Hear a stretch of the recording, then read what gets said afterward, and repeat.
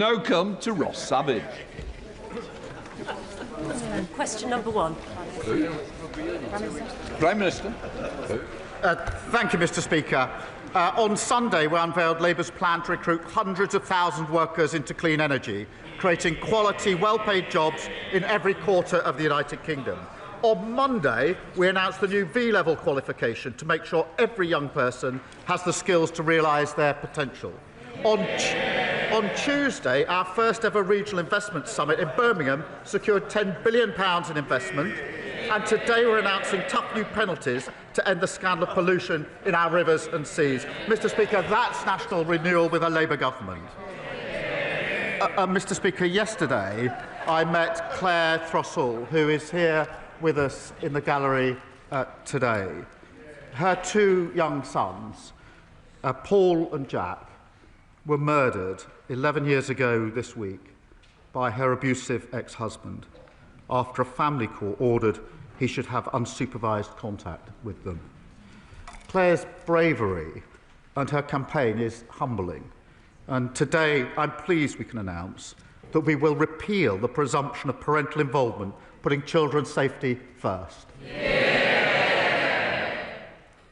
This morning I had meetings with ministerial colleagues and others, Mr. Speaker, in addition to my duties in this House. I shall have further such meetings later today. Dr. Ross Savage. Thank you, Mr. Speaker, and I would like to associate myself with the Prime Minister's sympathies extended towards Claire and commend her on her bravery. Mr. Speaker, I regret to inform the House that yesterday there was a very, very serious breach of national security when my PMQ was photographed heading into number 10 through a transparent folder. However, the nation can rest easy. On this occasion, no state secrets were revealed. However, it does make me wonder whether this government can be trusted with a digital ID scheme that is mandatory in all but name. Can the Prime Minister...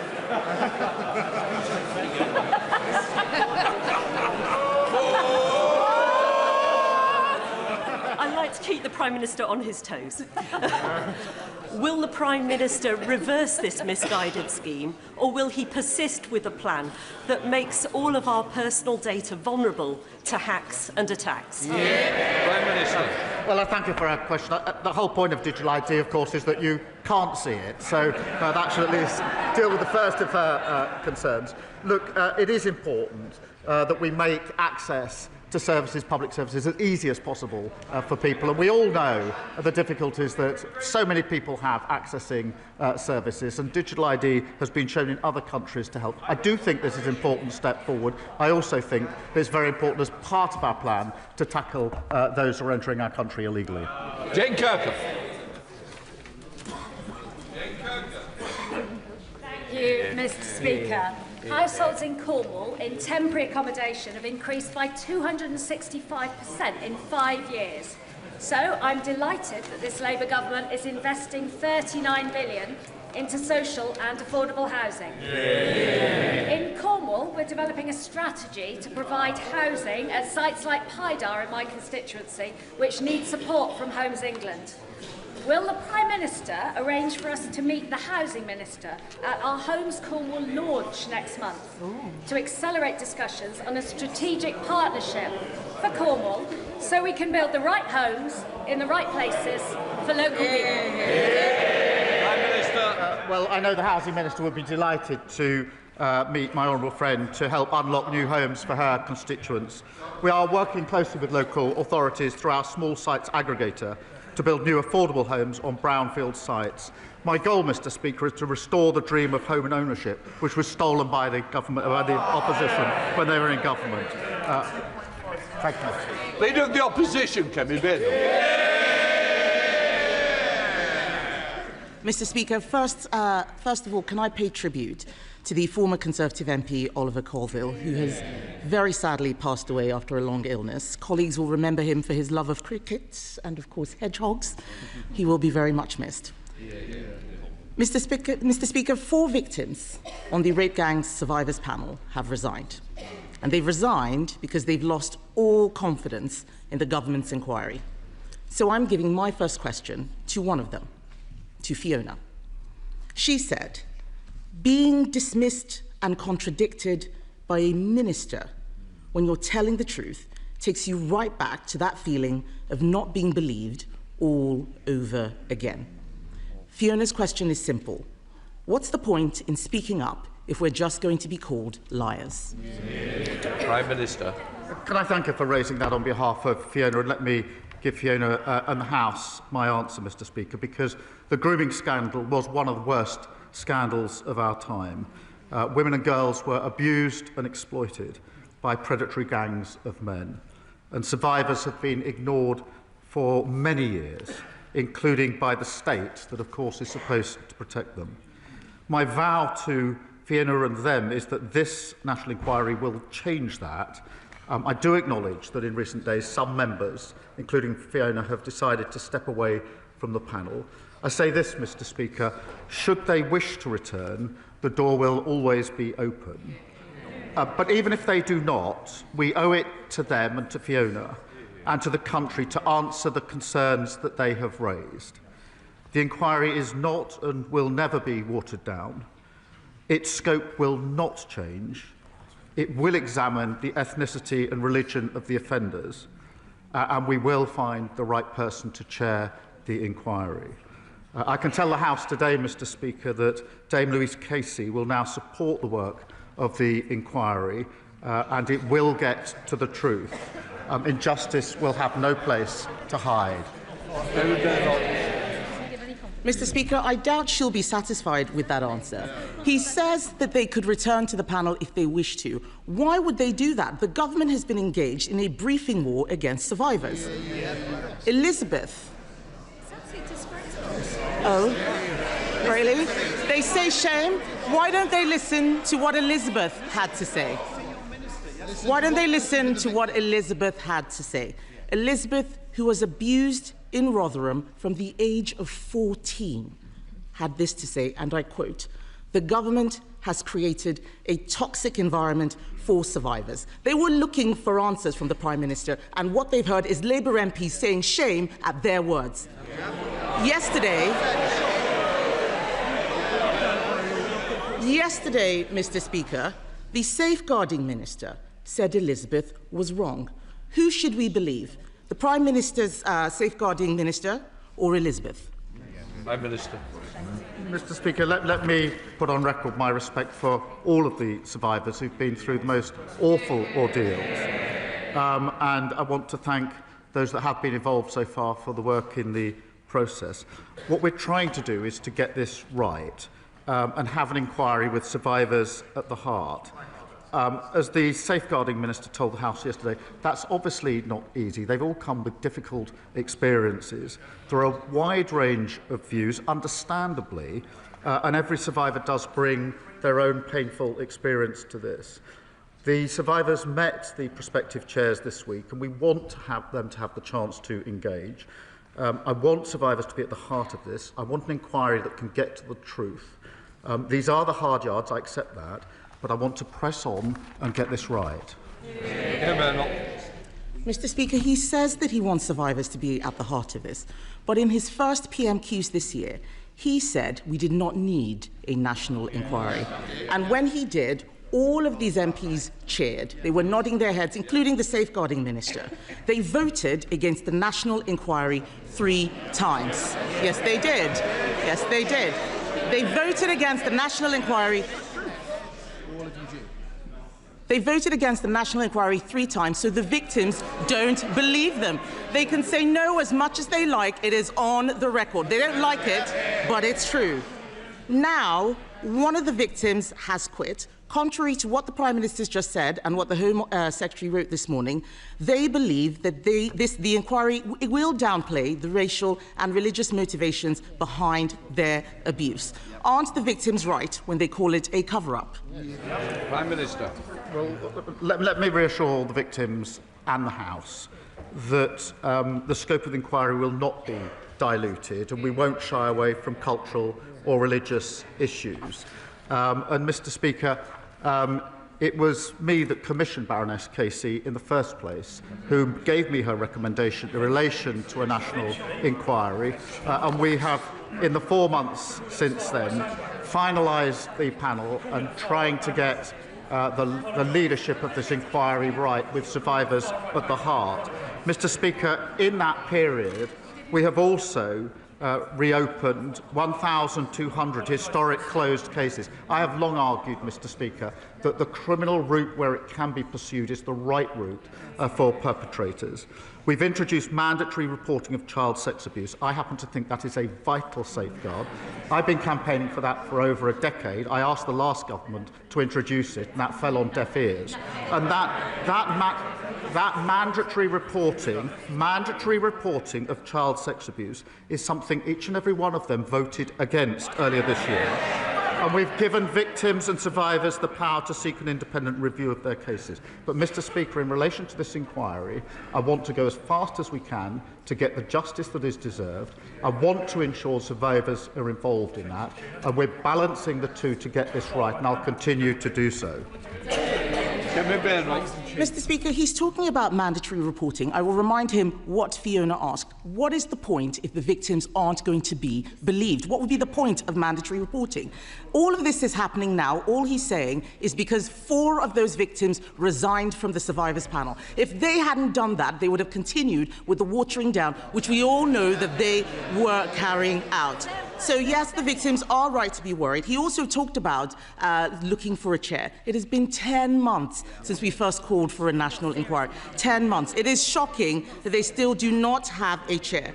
One of the final 2 candidates, Mr. Speaker, has pulled out, leaving a former police officer that the victims don't want. What they do want is a judge. They deserve a judge. So, Mr. Speaker, we are talking now. We are talking about the industrial-scale rape of women and girls. Unlike most of the inquiries going on, why is it that this inquiry doesn't deserve a judge? Prime Minister. Can I answer that? It's a serious point, Mr. Speaker, because whether it should be judge-led was looked at by Louise Casey, and she decided against that for a reason, and her reasons were twofold. I'll spell them out. The first was the speed with which we could do this. And it would have been... They asked the question, and the first was the speed with which we could do this. The second is really important, and that is that at the same time as the inquiry, I was absolutely determined that criminal investigations would go on at the same time. One of the problems that judge-led inquiries run into, I've seen and experienced this myself, is that they're often held back until the end of the criminal investigations. And I was determined that we'd be able to run the two together. And it's because of that, Mr. Speaker, that we've been able to reopen 1,200 historic cases at the same time. And, Mr. Speaker, she asks, what's the point of mandatory reporting that she voted against? I don't think she understands how it works. This,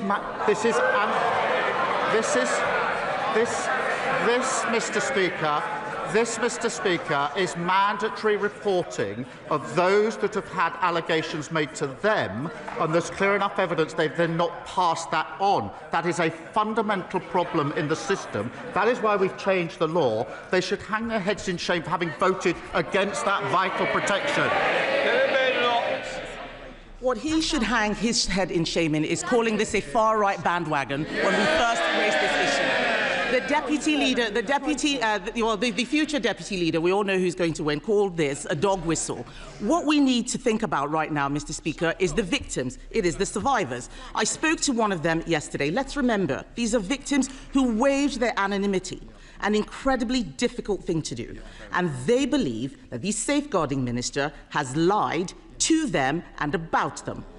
One of the survivors has said, and I quote, "Jess Phillips needs to be removed because I don't think her conduct during this has been acceptable for the position that she holds." That is, those aren't my words. Those are the words of a survivor. It is a shame that Labour MPs are drowning that out. The member for Birmingham Yardley has clearly lost the confidence of the victims. Does she still have the confidence of the Prime Minister? Can I just say, Prime Minister, even if we are quoting somebody else, we shouldn't quote it because it's a direct allegation against a member of this House. So I'm sure that that's not what was intended, Prime Minister.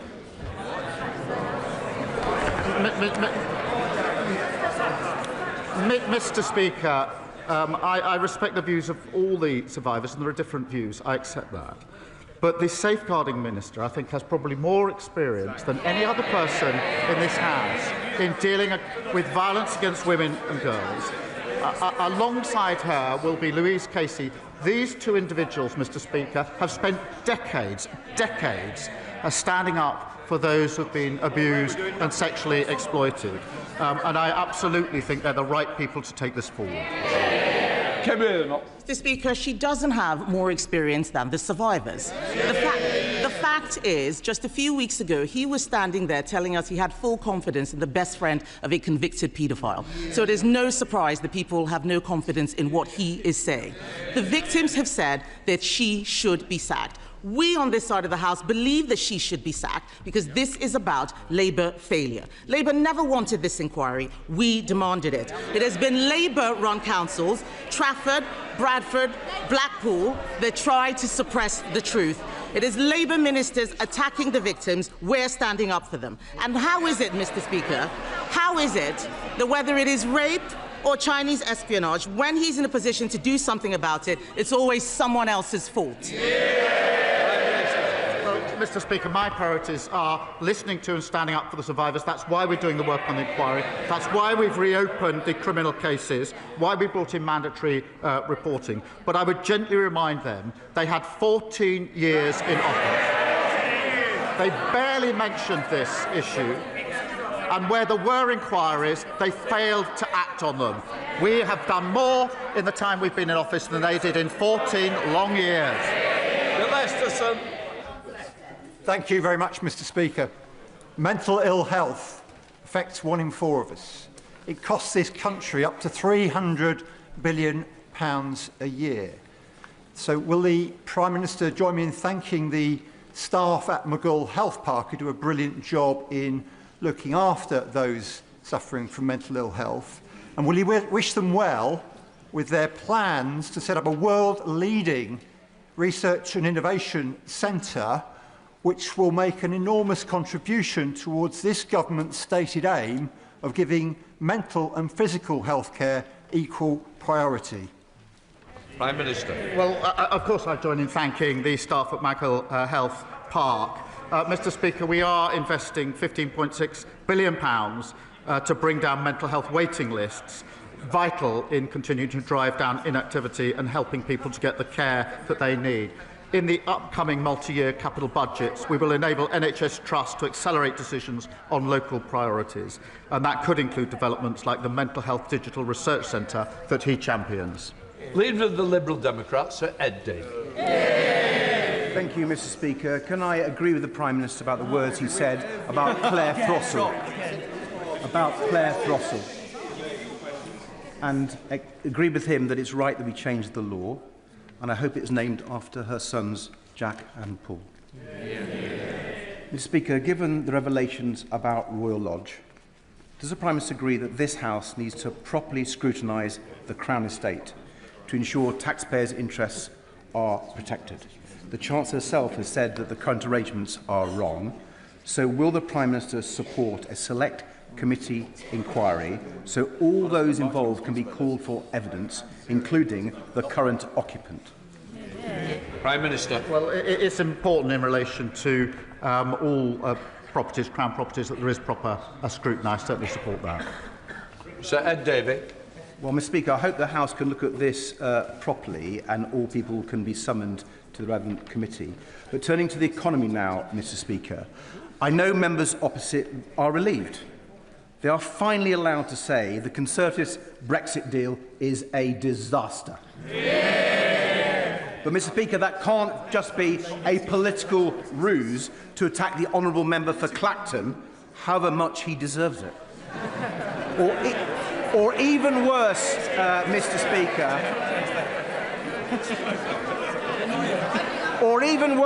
Speaker, given we still have the highest inflation in the G7, it mustn't be a smokescreen to raise taxes on ordinary people. Mr. Speaker, it must be a call to action. So will the Prime Minister act now to repair the Brexit damage by negotiating a new UK-EU customs union to boost Britain's trade and grow our economy. No, I don't think that's the way forward. What we've done is to have a much closer relationship with the EU, recognising the damage done by the flawed Brexit deal that the party opposite negotiated. We've also struck deals with India and with the US, record investment into this country, and the fastest growing economy in the G7 in the first half of this year.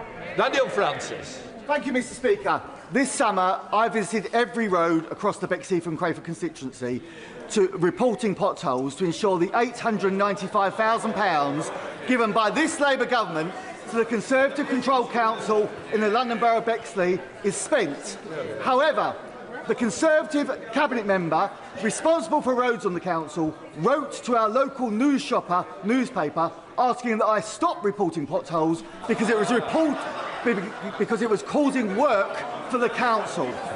Will the Prime Minister join with me in urging my Conservative council to get on and spend that money to make roads like May Place Road East safe to drive on?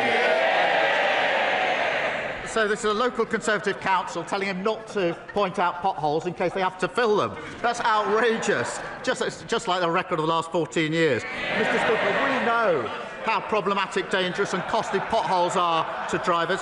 That's why we've delivered record investment to maintain our roads and fix potholes. That's £1.6 billion, Mr. Speaker. That money has been given to councils, but it comes with strings. So my message to reinforce this is clear to the council. Use the money, fix the roads, show how you're carrying out repairs, or lose the money because it's councils who get on with the job of fixing our roads. And I'll make sure the Road Minister follows up with him. Ellie Jones. Thank you, Mr. Speaker. Given that the TUC has calculated that the wealthiest 10% of households in the UK hold more wealth than everyone else in the country put together, does the Prime Minister agree with me that it is inequality, not immigration, that is a threat to our country? Well, Prime Minister. Mr. Speaker, we need to deal both with the levels of immigration and with inequality, and that's what this government is doing. And as we get on with trying to boost our economy, can I gently point out that if we want more equality, if we want our economy to be stronger, their party needs to start voting for some of the measures that will make it necessary. Michelle Walsh. Thank you, Mr. Speaker. In March 2022, I gave birth to my son by emergency C-section. Both my son and my life put at risk by a failing maternity service. In Nottinghamshire, we know failing maternity services far too well, with harm caused to mothers, babies and fathers. Over 2,400 families involved in the Donna Ockington inquiry. So does the Prime Minister agree with me that grief must be the engine of change, and where previous governments has failed, it is imperative that this government transforms maternity services so that every birth is an informed birth and every birth is a safe birth? Prime Minister. Well, can I extend my gratitude to my honourable friend and for all of those who spoke for their powerful and moving stories in the baby loss debate, I think, on Monday, Mr. Speaker. And I can assure her, I was actually at the Pride of Britain Awards on Monday night, and very many people came forward to me having heard some of the speeches from this House, particularly the personal testimonies. And so those stories really did have power in making the argument. We do need to fix what needs fixing, so we'll fix the maternity services, improve safety and make sure every mother is heard and gets high-quality care, Mr. Speaker. Mr. Speaker, my constituents have so many questions they'd like to ask the Prime Minister, but I'll settle for one today. Can the Prime Minister define when grey belt is really grey? Prime Minister. Well, Mr. Speaker, let me give a simple example.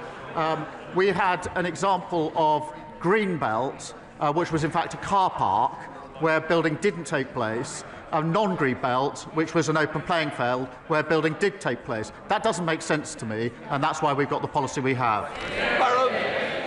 Thank you, Mr. Speaker. 12-year-old Millie Blair from Oundle, who joins us today in the gallery along with her mum Gemma, her sister Jessica and her dad Gordon. On Millie's 11th birthday, she was diagnosed with a rare bone cancer, which led to her leg being amputated.